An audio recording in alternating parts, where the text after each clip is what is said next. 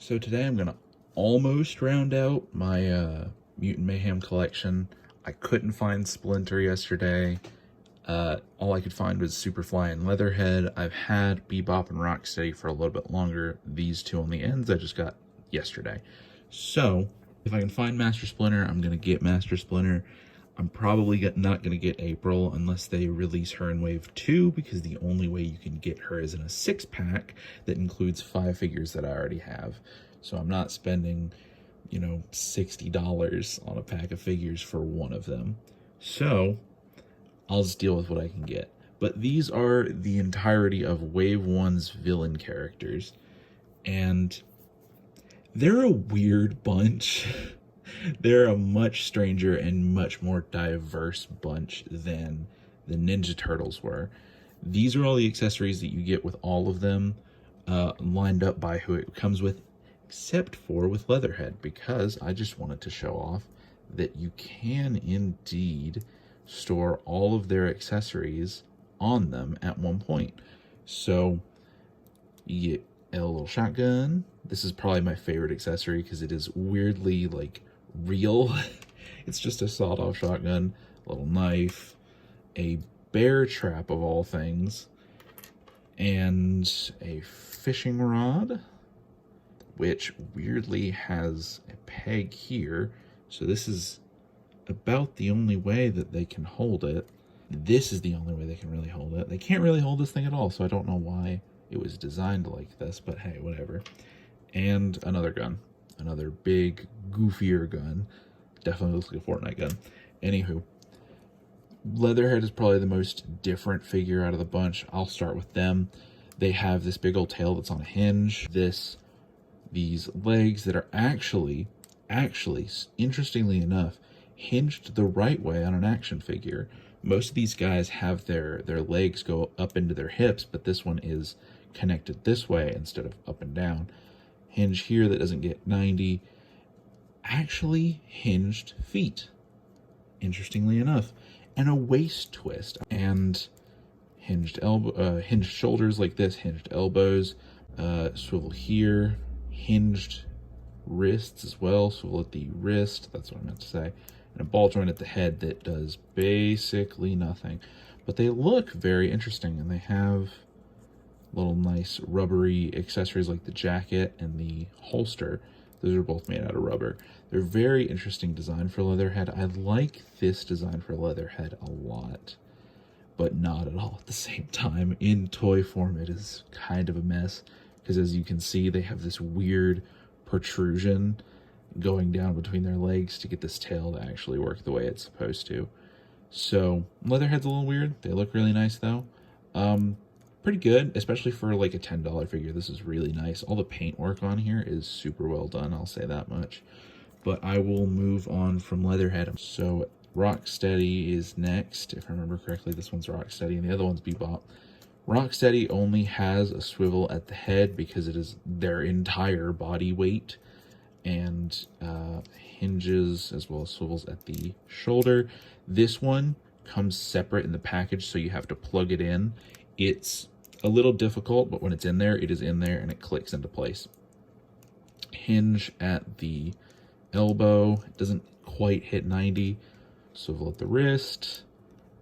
Like I was saying earlier, weird articulation structure here, where the peg goes up into the hip, so you can only get them out like that and like that. But there's a hinge there, another hinge at the knee, and nothing for the feet at all. Rocksteady stands pretty easily, so that's not an issue. Painting on here is perfect. There's some nice little hairs on here, which are really, really nice. There's gold teeth. I think it's a gold tooth. No, they're both just silver. Never mind. I thought one was gold and one was silver. But painting on here looks really good. The eyes are a little bit strange.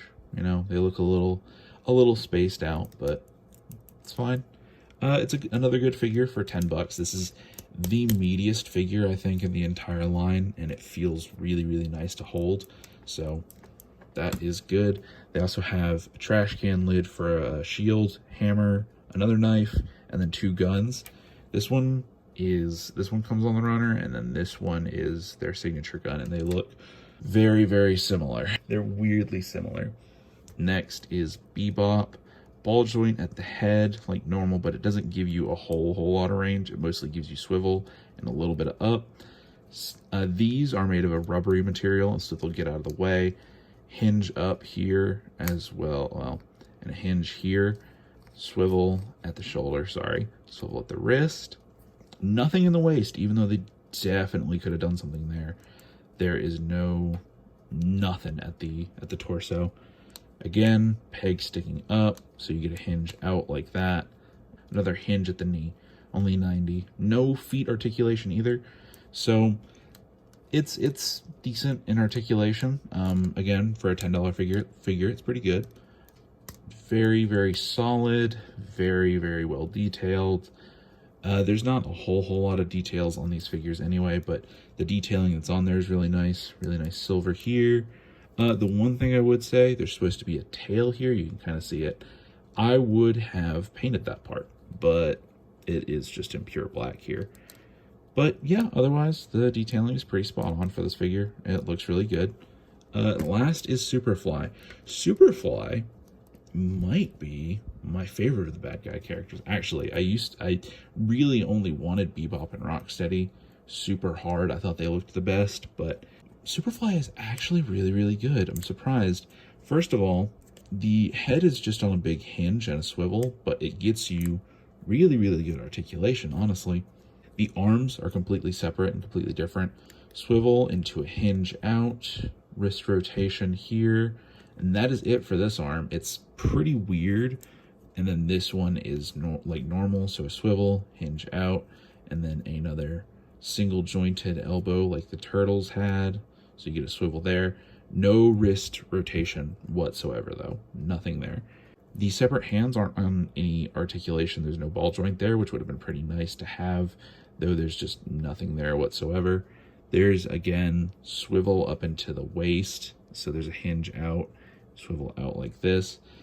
I thought these legs were going to have no articulation, but surprisingly enough, they have a weird outward knee bend. So you can get it in a little bit more of like a walking pose. So you get a bend outward instead of a bend inward because it's already like hitched knees.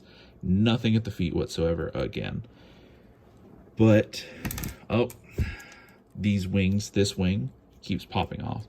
So you get these wings separate in the package and you have to plug them in. And then this one comes separate because it wouldn't fit in the package if they didn't do it that way. You might want to just glue that one in if you have it. But I think that the design of this figure is really nice. It is not the same as the movie design. I will say that. It is more of a concept art design. But it looks really good. I think it looks really goofy. I love this shoe here. And that shoe, I think, adds a little bit to the balance. Yes, it does. It helps with the balance of the figure itself. But I really like this design. It could use a little bit more shading, but that's something I'm going to have to do on my own time. Again, this is a $10 figure. For the size, for the quality of plastic, it's really nice. For the amount of accessories, it's a really good figure. So I'd say all of these Mutant Mayhem figures are really good. I'll quickly go over all the accessories at once here at the tail end. If I can get Superfly to stand, he might just have to, okay, he'll just stand like that. So this is Superfly's stuff. This is his signature weapon. It is a little bit rubbery, like Leatherhead's. I'll skip Leatherhead's because I already went over it, but I'll go over this again. It's a little bit rubbery. Same for Rocksteady, because I already remembered to do that one. There is a turtle zapper. So like a turtle swatter. It's got a nice little sculpted turtle in there. It's a little goofy. These all could use some paint to really bring out some details. A chemistry, I think this is a beaker technically. It's also got some nice like engraved line work in there. This weird gun still, I don't know what that's for. And then some, I don't want to say flasks. I don't know what these are. I don't remember what these are called. But it's like a little chemistry set, and it's weird. I don't understand Superfly's relation to chemistry, especially when Baxter Stockman is supposed to be a separate character in the movie, but we'll see. This weird, I think this is supposed to be like a nail bat for Bebop, a trash can lid shield. That's what this is supposed to be. Big honking knife. Love that knife. That's a goofy looking knife. A small drill pistol, we'll say. And then a big drill gun for Bebop.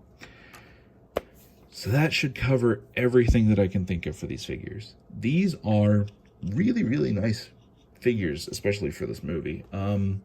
It's not super, it doesn't go super hard on articulation, but I mean, it's for kids. Kids aren't really going to notice. They're detailed really, really well. So if you're looking for something that just looks really good to kind of stand on your shelf, they look really good. So I might see if I can fix some of these up, but I kind of doubt I will. These are really good figures. If you're looking for something cheap, I'd pick one of these up, honestly. They're pretty much everywhere at this point. And they're nice for $10. They're really good for $10, and you get a ton of accessories. So yeah, if you're looking for a nice figure, if you're looking for the Mutant Mayhem stuff, these are really good. So I'd recommend these, especially if you're a big Ninja Turtles fan. So that's everything I can think of. I will talk to you guys later.